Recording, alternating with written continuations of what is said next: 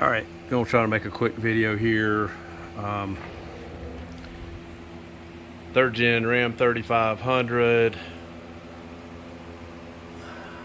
2004 and a half on mine. In particular, putting in a SheelMann seat, just doing the driver's seat first. So, because I've got bad back and the lumbar has broken a couple different times and parts seem to have gotten scarce. So anyway, let me just point out here, the electric seat controls can be reused. Just backed out these two, took that out. There's the switch panel. Okay, to get it out, there's a steel bracket there. Had to unplug this bracket. Here's the main one to get the seat out of the truck. That'll be pretty self-explanatory when you get under there. This is the one. Unplugged it and then pulled that whole harness out through there, so I can reuse this switch panel for the electric base. Okay, it's easier than I thought. You've got just 4 bolts, and of course the 4 bolts on either side, front and back, to get the whole thing out. So I just pulled the whole thing out, okay, leaving the seat base in place, and 4 bolts here. I thought I was going to have to drill out some rivets. So far it doesn't appear as though any of these will impede anything, because all this is going to be staying in place. So let me just walk in here and I'll show you this. They had to order an adapter bracket. I suppose you could make your own, but it just seemed easier to order one and not have to worry about it. So I've got this adapter bracket. I've got to bolt this onto the original seat bottom, and then these should bolt back into where those ones I just redid. And I think that is a seat belt adapter, but that may be, looking at that, actually, you know what that is? I know exactly what that is. That's for the electric controls. So just, if you see how that's the way that's drilled, that's higher than this one. That's the way that the electric controls came. So I've just got to bolt that on to the bottom of this. I just need to pay attention. I assume it's going to go like that, or maybe the opposite. I'll just have to get it out and put it on, but I'll show you in the end.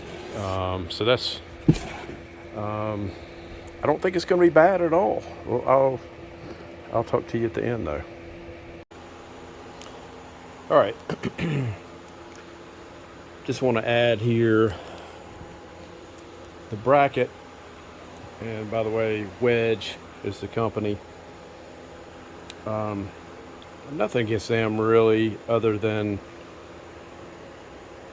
I don't know if they misdrilled or what, but anyway, it lines up just fine on these top two holes in the seat, in the front of the seat. There's your front adjuster to lengthen here. Anyway, the backside wasn't drilled. Now these are for the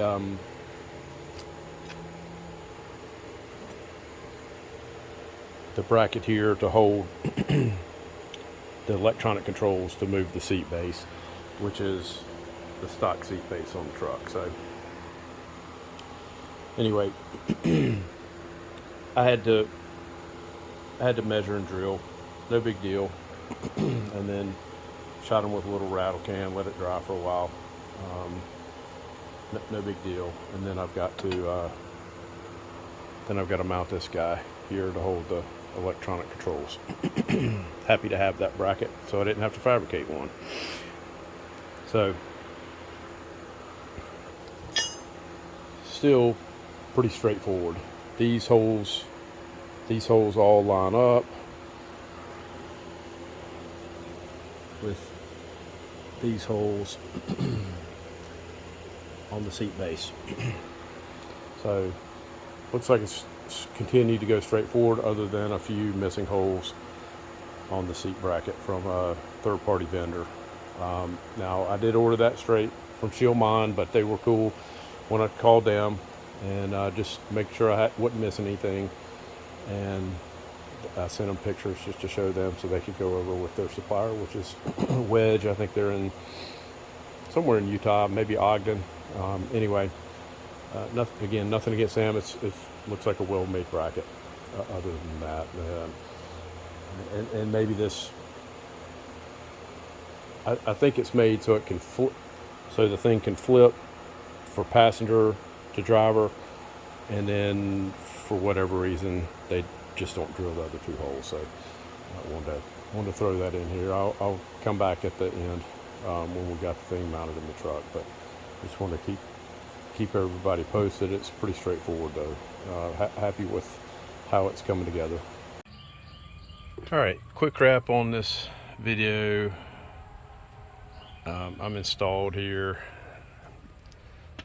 It really did go straightforward. The only thing was this little L bracket they provided from Wedge. I needed to grind on a little bit just to open it up for the switches. It was really close, but just not quite wide enough. No big deal.